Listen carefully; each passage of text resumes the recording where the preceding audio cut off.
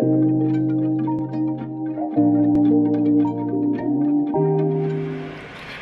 everyone, welcome back to my channel. I am going to be baking some cookies. Now, little disclaimer, these are very unhealthy cookies. They literally have all the sugar, all the chocolate in the world that you can think of, but they are incredible. And also, they are actually Tanya Burr's recipe.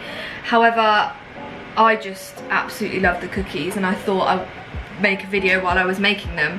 Now, I'm making 2 batches, so I've doubled the recipe. So what I'll do is I'll put the recipe down below. I'll also link Tanya's recipe as well. It's the exact same.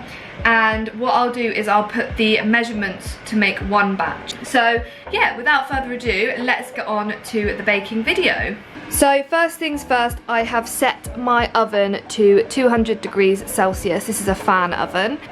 You are going to need 75 grams of cocoa powder.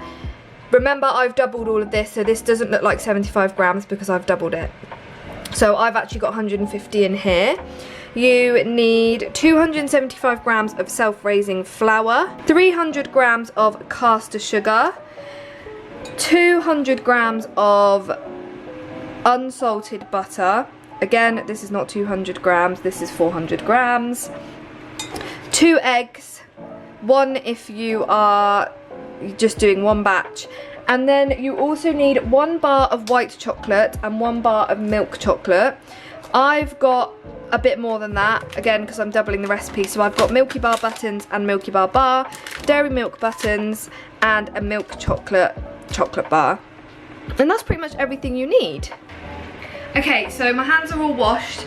This is the only angle in my kitchen where you can see me and what I'm doing. So this is the best we're gonna get, I'm afraid.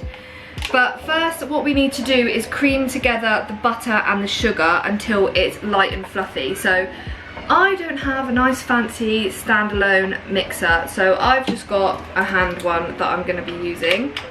And then I've got a big old bowl and I'm going to pop in the butter, like that, and the sugar. However, I might cream the butter first.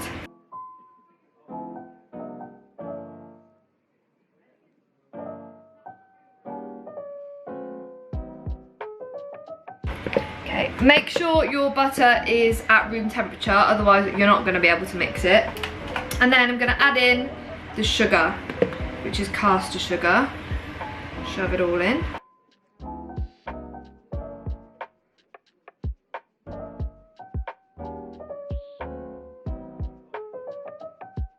So it should be looking a little something like that.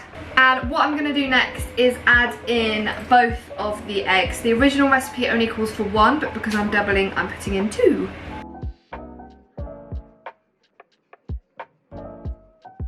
And then whisk it together.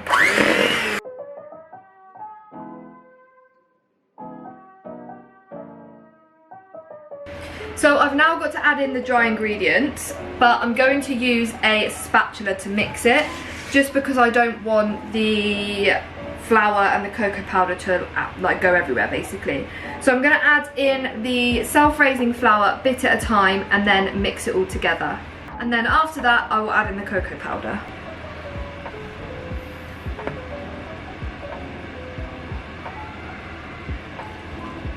It does need to be sifted, but I sifted it when I weighed it out.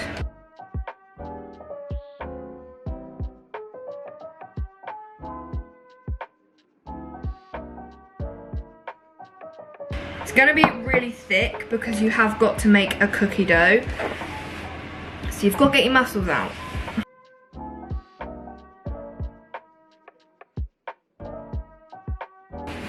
It does say if it's a bit dry you can add a dash of milk. I think mine might need a little dash of milk, so I'm just going to go grab that. Just using a semi-skimmed.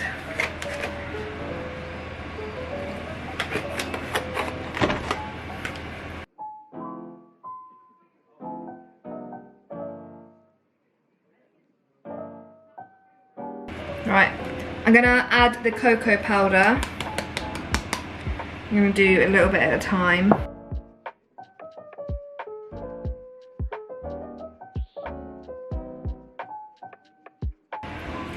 Once you have the base of your cookie dough, you want to then add your chocolate. So I'm going to start with the bags, just because they're easier. See where that takes me, and then if I want to add more, I will then add the bars.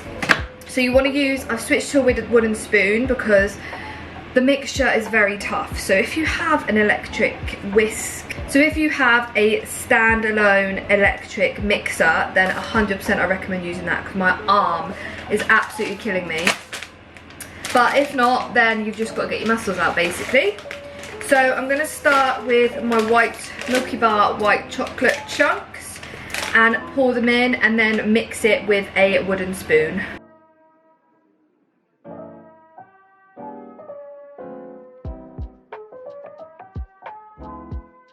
Then I'm going to go in with my milk chocolate. I've just got the Dairy Milk Giant Buttons.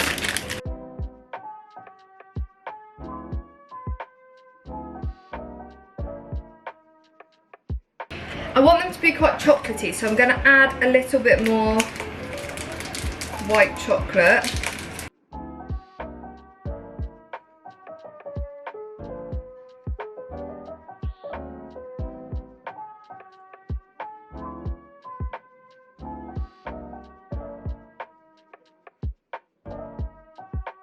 So I've got my mix, and I'm now going to use an ice cream scoop, and I'm gonna scoop chunks onto a baking paper lined tray ready to put in the oven. I think I'm gonna put about 6 on a tray, and then we'll see how many we can get out of it.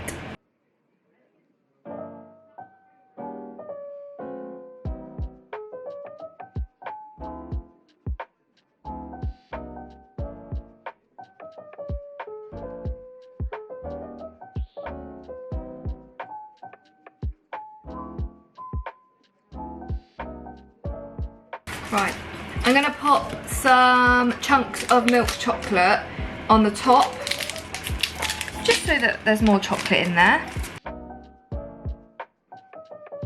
And then these go in the oven for 11 minutes. While the first lot is cooking nicely in the oven, I have done a couple more trays, and I've popped chunks of chocolate on the top just so that they melt nicely. And over here we've got 5 more. Batch 1 is done. They're huge. Oh God.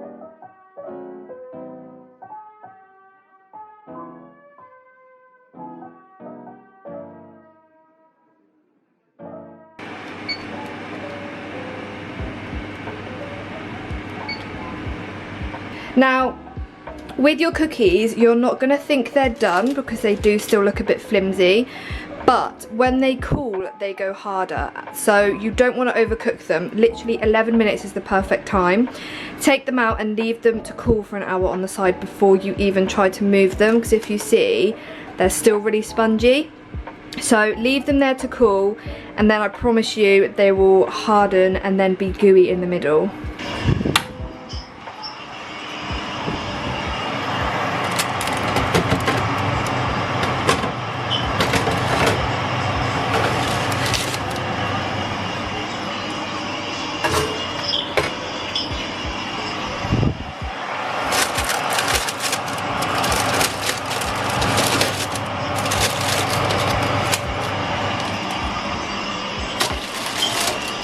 My cookies are done. They're all out of the oven. I actually ended up making 20. So here are some of them. We've got some more cooling here. I don't know what happened with these. These are a bit more flat. Not sure why, but these ones are perfect. And then I've got the final 3 cooling over here. Thank you so much for tuning in and watching. Please send me your pictures of you making these cookies, and I will see you next week. Bye.